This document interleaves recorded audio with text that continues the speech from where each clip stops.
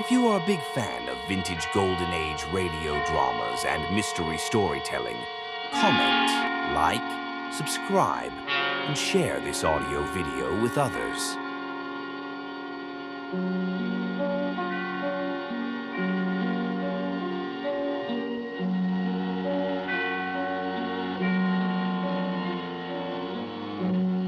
As Roma Wines bring you Jack Carson in a remarkable tale of suspense.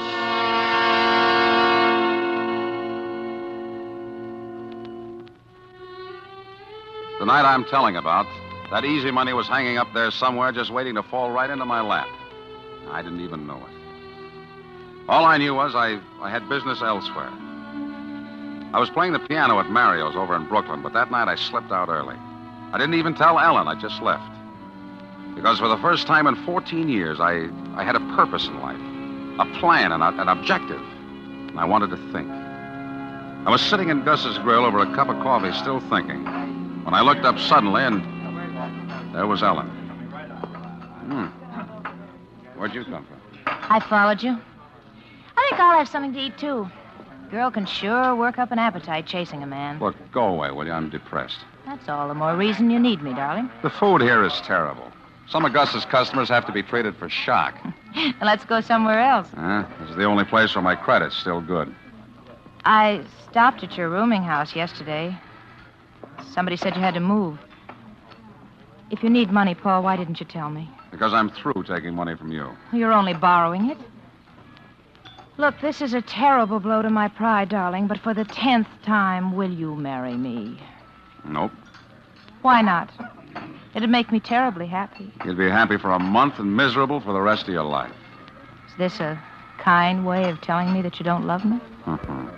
You're never out of my mind. Why, just walking in the street, I get lonely for you. Then marry me, Paul. I'd be good for you. I'd always be nagging you and driving you to work harder and get someplace. I'm just exactly where I belong, mauling a piano at Mario's for those lecherous leg breakers. Oh, I know better. You know, a couple of times I was there when you stayed after closing. And you thought you were all alone. I heard you playing.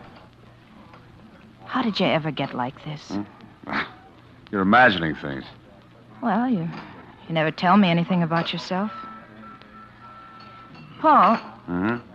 When I stopped at your room yesterday, I saw something on the floor that kind of puzzled me. You did? Uh-huh. A page torn out of last week's Destiny magazine. What's so puzzling about that? It was all carefully folded. It looked like something you'd been carrying in your pocket. I thought maybe you dropped it, so I brought it along. What would I want that for? I don't know. It's just a full-page ad about the diary of Martha Lathrop that's starting next week. It says, after 10 years abroad, Martha Lathrop has just come back to America. Her authoritative books have opened the secret doors of politics. Her keen mind has alerted America on world affairs and punctured the stuffed shirts of important men. Now read the sensational story behind all her stories. Extraordinary woman. Yeah. Oh, well. You didn't answer my question yet. Which question? The only one that really interests a woman. Are you going to marry me? I'm already married. You're married? That happens to men, you know. Oh, why didn't you ever tell me, Paul? Well, because it's something that happened a long time ago. It's 14 years since I last saw her. 14 years? And you never did anything about it? Well, there was nothing I could do until now. Until Martha came back to this country. Martha? You mean this woman in Yeah, she's my wife. Martha Lathrop? Your wife? I'm going to see her tonight. But why? In all these years, why didn't you ever... Because sometimes marriage really seems to mean what it says. Till death do us part.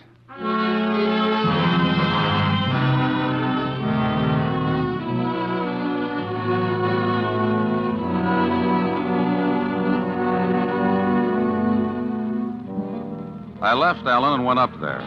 She was living in a big converted brownstone on Gramercy Place, overlooking the park. The door was opened by a rough-looking character who would have been a lot more convincing as a private dick than as a butler, which is what he was apparently supposed to be.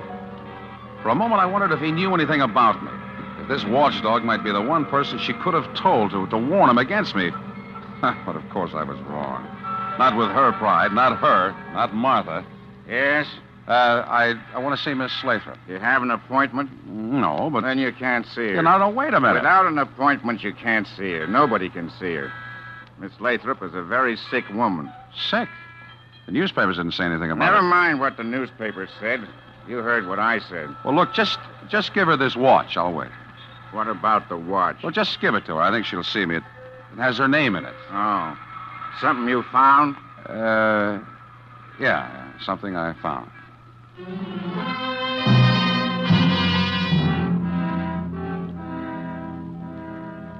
He took the watch and went upstairs. I knew the watch would work because Martha herself had given it to me as a wedding present. I knew exactly how it would work, up to a point. And if she still wouldn't give me what I wanted, I was ready for that, too. But there was something about the whole setup that I didn't get. The house itself, dark and somber as a prison. The pug-ugly butler. The part about her being sick. It didn't fit. It just didn't fit with what I knew about Martha Lathrop. I sat down in the living room to wait. It almost jumped out of my skin. It was a big bird like a parrot, a macaw or macaw, whatever it's called, peering at me through the bars of a cage. I remembered now reading about how some big game hunter had given it to her. It was big and bright-colored and mean-looking, with a green stripe between its eyes, which gave a really quite startling impression that the thing was wearing spectacles. I was still staring at it when I turned and I saw Martha.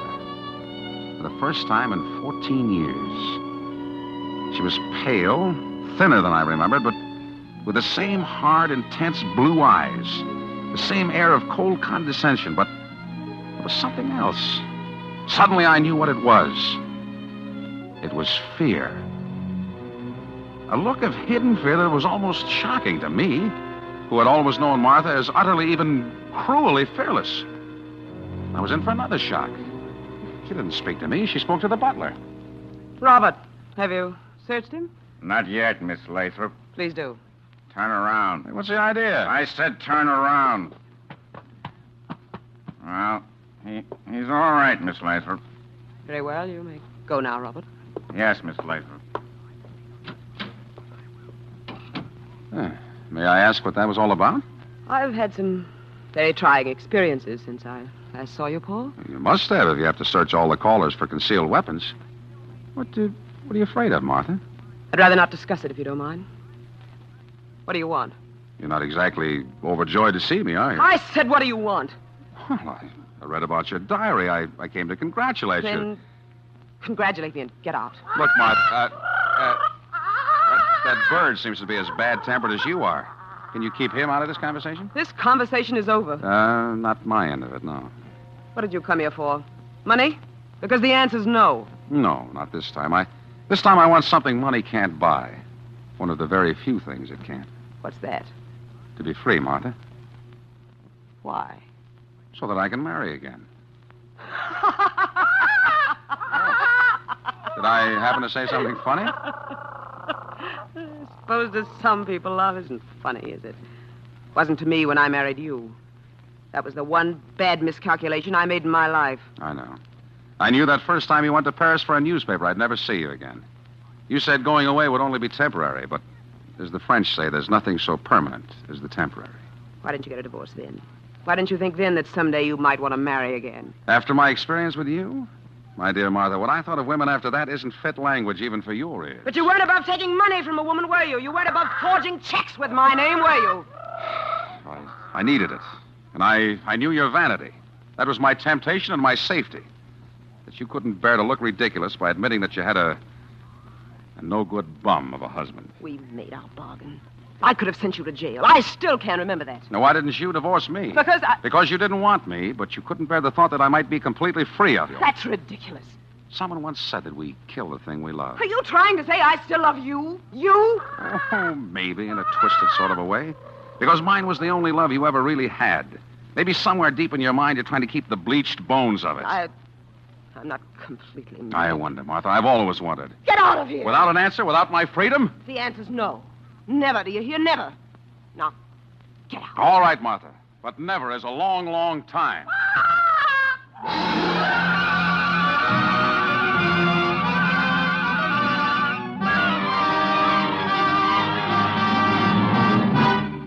Suspense, Roma Wines are bringing you Jack Carson in Easy Money, a radio play by Sidney Renthal.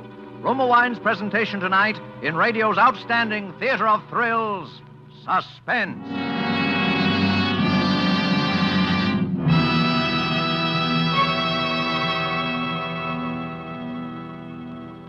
Between the acts of Suspense, this is Ken Niles for Roma Wines. Whether you've been hunting ducks or houses, there's no pleasanter ending to a busy day than a quiet family evening at home. Lights low, fire lit, and a tempting glass of Roma wine to enjoy. For Roma California Sherry, Port, or Muscatel add mellowness to any occasion. And better tasting Roma wines are sure to please, because more Americans enjoy Roma than any other wine. To give you better tasting wine, Roma starts with California's choicest grapes. Then, with winemaking resources and skill unmatched in America, Roma guides this abundant grape treasure unhurriedly to tempting taste perfection. Later, at peak taste richness, Roma selects from the world's greatest wine reserves for your pleasure. Take advantage of Roma's present low prices. Buy Roma by the case. Buy now for the holidays and save on Roma, America's favorite wine. And now, Roma Wines bring back to our Hollywood soundstage Jack Carson in Easy Money, a tale well calculated to keep you in suspense.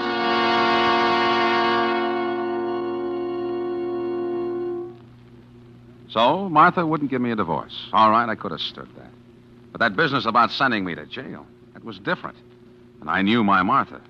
And I knew that now that she was back from Europe and could do it, she still hated me enough so that someday she'd yield to the temptation and would do it. Yeah, but that was all right, too. Martha wanted to play that way. I was ready. I was way ahead of her. In a place like Mario's, the customers we have, you can get a hold of almost anything you want if you know who to ask. So the first thing I got was nitrazine because it was the easiest and one of the deadliest. And the next was a bunch of keys, passkeys. And that was all I needed. So the next night after I left Mario's, I just waited out in the park across the street. I was prepared to wait there every night for a week if I had to. But it was less than an hour. A taxi drove up in front of the house. A well-dressed, well-heeled looking gent got out and went in. The taxi waited. In about 10 minutes, he came out again with Martha, and they drove off. A little time after that, the butler left. I walked across the street. And the third key I tried let me in the door.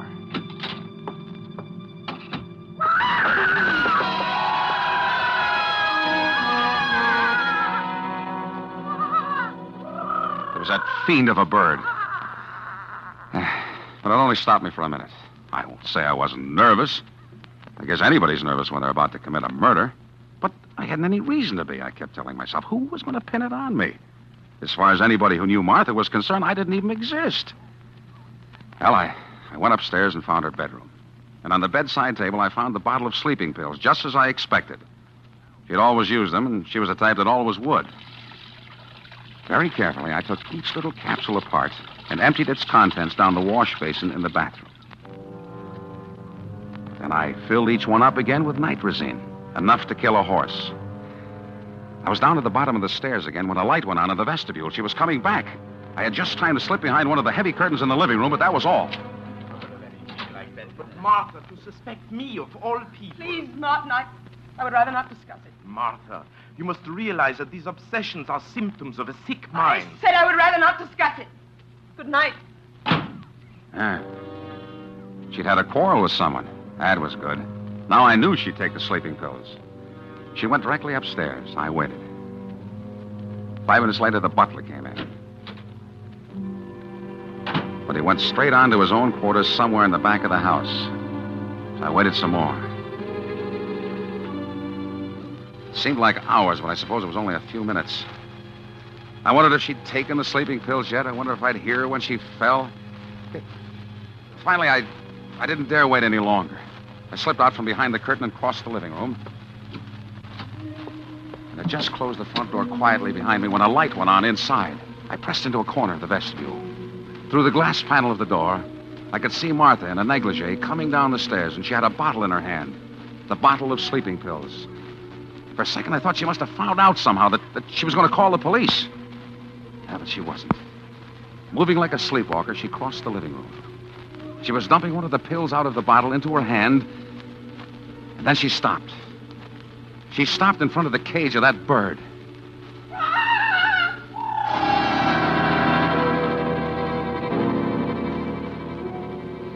Suddenly, I saw the whole thing. The tough butler who said she was sick and searched people for weapons, the fear behind her eyes, the man she just quarreled with about obsessions and symptoms of a sick mind. Martha was insane. I watched while she took the sleeping pill in her fingers and held it through the bars of the cage for the bird. I saw the bird grab it in his beak, but I didn't wait for the rest. Softly as I could, I opened the outer door and went down to the street. Martha was insane. And because she was insane, because she thought people were trying to kill her, I couldn't kill her. Nobody could ever kill her.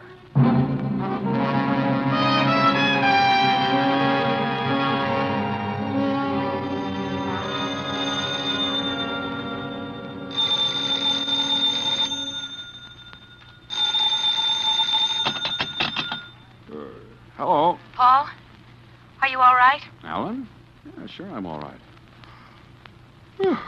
What time is it? 11 o'clock. I just saw the papers Saw the papers? about Martha Lathrop. What? What about her? She's dead. Poisoned. Poison? They found nitrazine. But that's impossible. It couldn't be. I'm afraid it's true, Paul. Ellen, where are you? At Gus's. Wait there.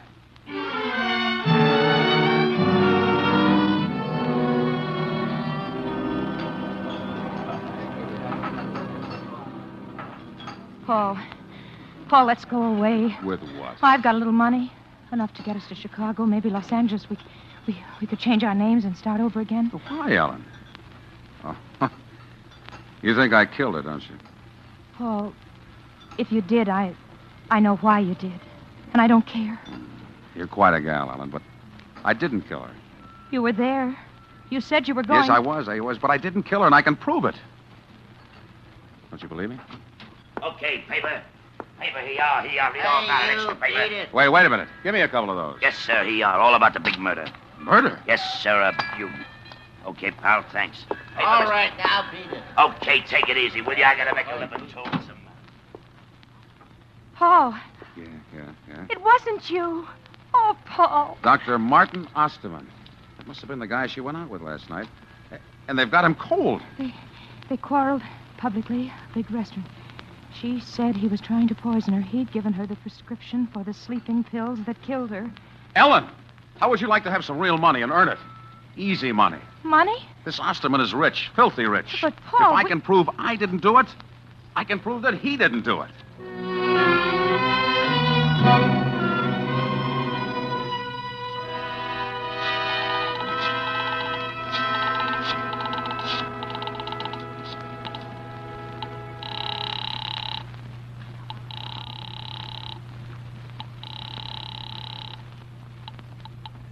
Harrison, Winters, and Forbes. Which one is handling the Osterman case? Why, I'll give you Mr. Harrison. Hello? Mr. Harrison? Yes? The papers say that you're Dr. Martin Osterman's lawyer, is that right? Well, yes, that's right. Who is this? Your client's in a pretty bad way, isn't he? Look here, I'm not in the habit of speaking over the phone to people that You'll speak to me, because I can prove he's innocent. You can what? That's what I said. I can prove it. Well, Mr. whatever your name is, if you have any evidence, I'd certainly be glad if you'd come down to my office and Well, talk... I'll send somebody else down, my secretary. She'll want money. Well, $50,000. $50,000? You get in touch with Dr. Osterman and see if he doesn't think his life is worth that. What you're suggesting is not only against the law, but I don't care about the law, and I don't think Osterman will either. I'll have somebody down there in an hour. Can you arrange it by then? Well, possibly. All right. And we'll want the money in cash.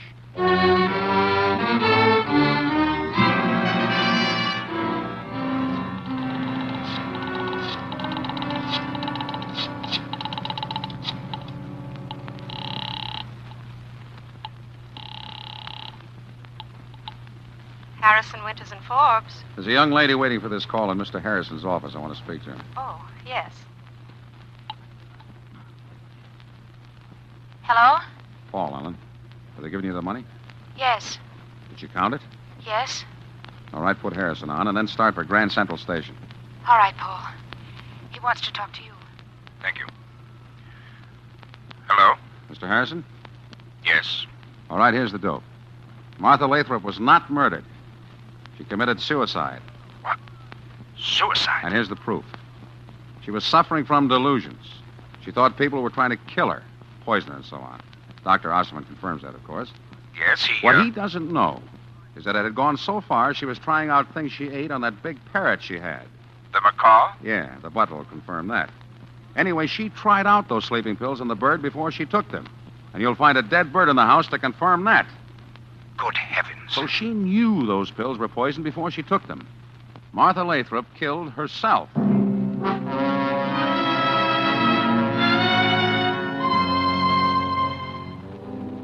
I must say they took it like a sport. They paid up and shut up. An hour later, Ellen and I were on a train speeding along the banks of the Hudson River bound for California. Oh, Paul. $50,000. Easy money. That must be the easiest money any man ever made in his life.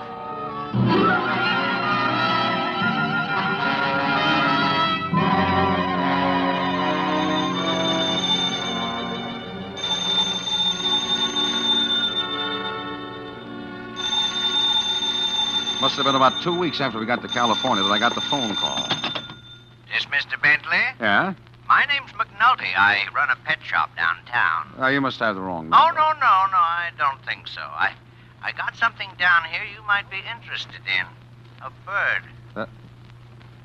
A bird? Yeah, a macaw. Real beauty. Got a green stripe between his eyes. Makes him look exactly as though he's wearing glasses. You interested? No. No, I'm... Oh, I could easily bring him up to show you. I got your address. No, I said I'm not interested.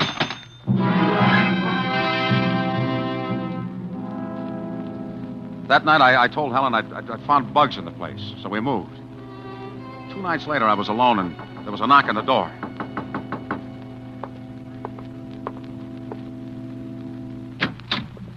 Bentley? Yeah? What do you want? I brought the bird anyway, Mr. Bentley. I thought sure you'd want him when you saw him. Look, I said... had quite a time finding where you'd moved to, though. Oh, look, isn't he a beauty? Look, I told you that Ever see one like him before? Oh, they're very rare, very rare. What made you think I'd want him? I just thought you would. Don't you want him? How much? Well, now, like I say, that's a very rare bird. 500? Oh, yes, that'd be all right, Mr. Bentley. Here. Oh. Thank you, Mr. Bentley. And I'm sure you'll enjoy it. Now, get out. Yes. Good night, Mr. Bentley.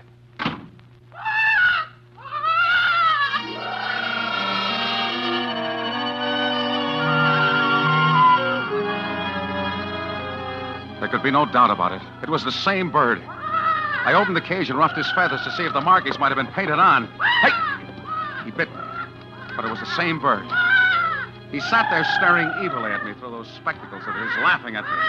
I reached in the cage again and wrang his neck.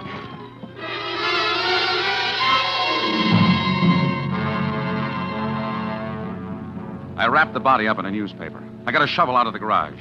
I drove about 5 miles up Topanga Canyon and parked in a side road with my lights out. I went down into the canyon and started digging. I dug like a madman. The sweat was running into my eyes, and I was gasping for air, and suddenly a light was shining full in my face.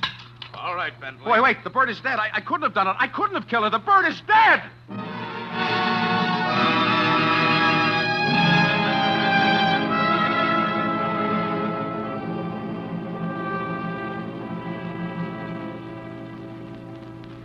Ellen had nothing to do with it. She thought I was innocent all along. Okay, we got nothing against her. But the bird, Well, Bentley, that was what you might call psychological warfare. We knew you were guilty, though, when you bought it. I mean, the poison. Oh, we found poison, all right. Still traces on its beak and claws when we got there. But there was one thing we couldn't understand for quite a while. Dr. Ditmars of the Bronx Zoo finally tipped us off. But if Martha took the poison, I saw her give it to that bird. I saw the bird gobble it up. Why didn't it die? Yeah. You see, with this nitrazine, some birds can take that stuff by the spoonful, and it won't even faze them. You just picked the wrong kind of poison. And the wrong kind of bird.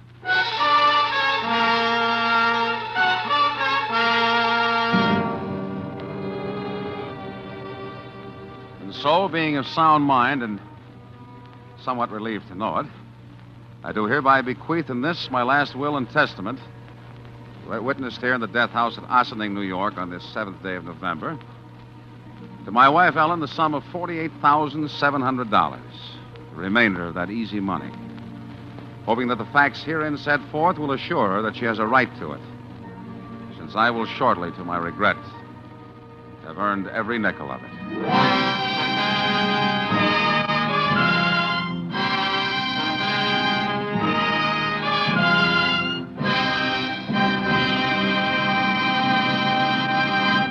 Suspense. Presented by Roma Wines, R-O-M-A, made in California for enjoyment throughout the world. This is Ken Niles presenting our suspense star of the evening, the handsomest man in Hollywood, Jack Carson. Jack, you can stop twisting my arm now. I said it. Oh, I suppose I'm not really the handsomest, just one of the best looking. Well, Jack, when it comes to looks, I'll take Hedy Lamarr. But as an actor, believe me, Jack Carson ranks with the best. Gee, thanks, Ken. I'm sorry about your arm. Oh, that's all right, Jack. My arm is still in good enough shape to give you this gift basket of fine Roma wines with the compliments of Roma, your host tonight. Wonderful. That's a grand present, Ken. My thanks to Roma. So you folks really make me feel at home. Well, Roma wine has a way of doing that, Jack. That's why your Roma gift basket includes Roma California Sherry. When friends drop in, share with them golden amber, fragrant Roma Sherry. Roma Sherry's tempting nut-like taste is the favorite of hosts and guests for afternoon or evening entertaining. And millions enjoy Roma Sherry daily as the perfect first call to dinner. I'll buy that, Ken. And Jack, because Roma and only Roma selects from the world's greatest reserves of fine wines, Roma Sherry, like all Roma wines, is better tasting every time. Yes, no other vintner selects for your pleasure from so vast a treasure of good taste. No other vintner can equal Roma in winemaking skills and resources. No wonder more Americans enjoy Roma than any other wine. Makes sense to me, Ken. Well, I must be going. Thanks for everything, and sincerely, it's been a stimulating and exciting experience tonight for me. I never miss Suspense, and I've been looking forward to my appearance here for a long time. I hope you'll have me back again. Well, thank you, Jack. We thought you were great in your newest Warner Brothers picture, Two Guys from Milwaukee. And we'll be hearing you on your regular Wednesday night show for Campbell Soups. And give a listen to us next Thursday on Suspense. We'll have Hume Cronin as our star. I'll do that. Night. Next Thursday, same time, you will hear Hume Cronin as star of Suspense. Produced and directed by William Spear for the Roma Wine Company of Fresno, California. In the coming weeks, Suspense will present such stars as Judy Garland, Chester Morris, Olivia de Havilland, Cary Grant, Joseph Cotton, Roddy McDowell, and others. Make it a point to listen each Thursday to Suspense, radio's outstanding theater of thrills.